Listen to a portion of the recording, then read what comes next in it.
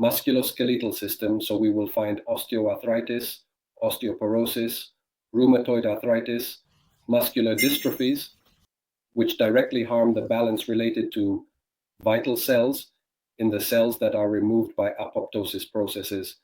And now we will discuss these related mechanisms.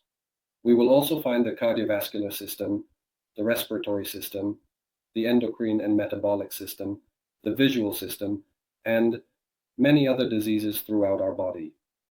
But it is also necessary to understand that all types of cancers are degenerative diseases. So when we start to understand the generating mechanisms of degenerative diseases, what all these diseases have in common, this is a question that we must start the reasoning of the integrative understanding for the comprehension of the processes generating diseases.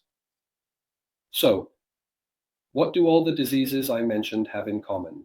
Diabetes, obesity, andropause, menopause, age-related macular degeneration related to the visual system, Huntington's disease, Crohn's disease, irritable bowel syndrome, atherosclerosis.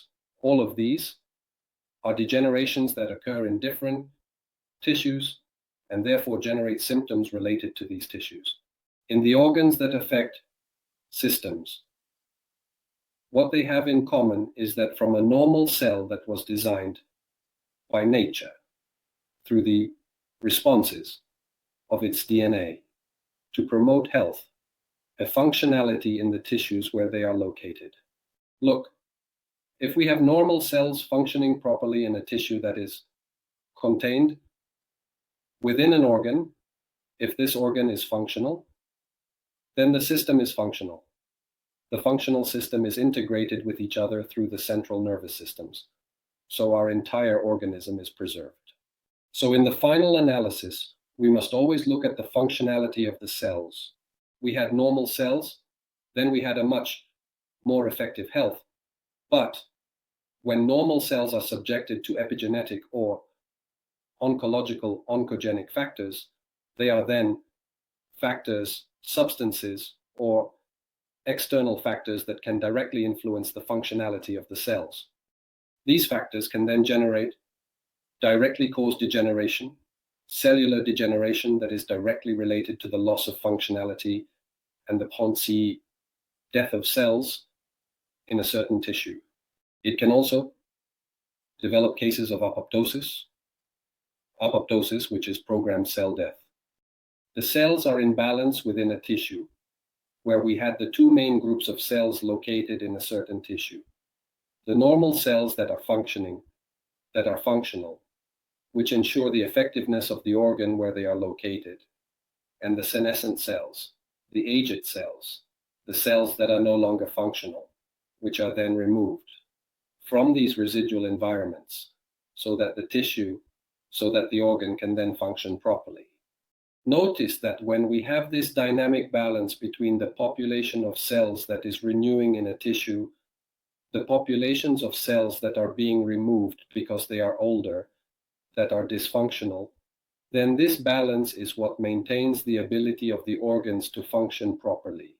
So we had to have a replacement of the cells as the populations are going to be removed from these tissues. So submission, when normal cells are subjected to these altered environmental, epigenetic, or oncogenic conditions, can lead to cellular degeneration, apoptosis, cellular senescence, or eventually also cancer. Well, how are we going to promote cellular degeneration?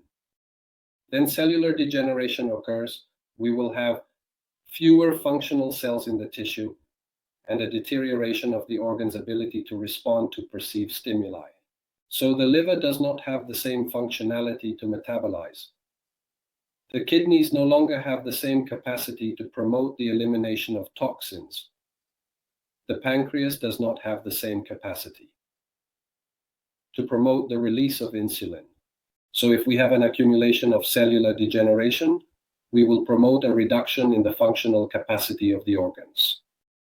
When these external epigenetic stimuli promote apoptosis, Apoptosis generates an imbalance in the relationship between cells in reproduction and the elimination of aged cells. So indeed, programmed cell death is more advanced than the capacity that cells have to reproduce. So apoptosis can be a factor in the dysregulation of the organ's ability to function properly. Another condition also developed by external epigenetic or oncogenic agents is cellular senescence. Cellular senescence is then a loss of the functional capacity of the cell and inflammatory immortality. The cells do not manage to enter apoptosis and occupy a place in the tissues, promoting from there a production of inflammatory mediators. So, the cells, the tissue ages and inflames. Subclinical inflammation, usually low grade, promotes the production of inflammatory mediators that will also inflame all other organs, more sensitive to inflammatory mediators. And when epigenetic factors are related to oncogenic products or promotions, these factors trigger DNA mutations that then involve changes in cellular differentiation with abnormal invasive growth that leads to the functional loss of the organs as well, especially with an increase in the invasive capacity of these cells, the total loss of the affected organ. That is an essential organ for our life. Cancer ultimately ends up killing us as well. So these are factors that develop, which are common to degenerative diseases, but we do not know what the mechanisms are that trigger these factors. For example, when we are talking about epigenetic degenerative agents, we will understand that some of the factors are very common in our society. That is why people are sick. That is why people are aging faster, developing diseases very quickly. Look at alcohol, for example. Excessive alcohol consumption can increase the risks of cancer and liver disease. It is a condition that increases liver functionality and promotes the production of free radicals, which inflames the liver and then promotes a loss of capacity, generating inflammatory, degenerative diseases. Nutrition is full of substances and other compounds that are highly immunogenic, highly toxic, and sensitizing for our body, especially food, which is industrialized food, which is used and in the box. That's why we always tell our patients here to peel more, to throw away the peel more, to unpack. Ultra-processed foods, such as industrialized foods in general, must remain stable for a very long time in the markets.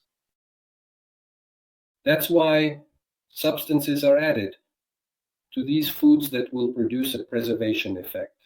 Artificial colorants, artificial preservatives.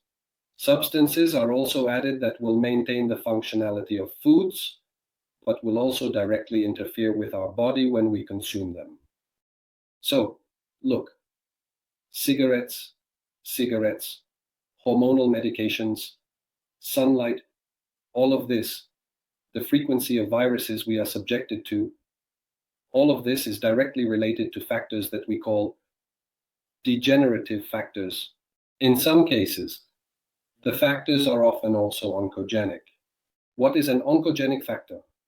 It is capable of developing alterations, mutagenic changes in DNA and cells, and that is why they generate the development of mutagenic cells, cells that are in a very rapid mutational state of development, thus also tumorigenic very quickly.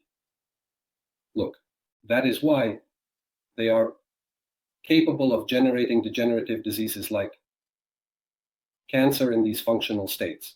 I am only going to select some of the cases of degenerative diseases, because in our course we develop a very broad view of all these processes. But quickly we are going to talk, for example, about cancer. Cancer is a disease that has more than 100 diseases combined with it, which have in common the disorderly, malignant growth of cells that invade the organ tissue. They can then spread through metastatic processes to other regions of the body, but we can sometimes control it with treatments that are located at the origins of tumor processes, such as the induction of apoptosis in tumor cells, the control of cell differentiation, the control of neovascularization, and local inflammation. Why? Because all these degeneration processes are directly related to inflammation, with the release of inflammatory mediators.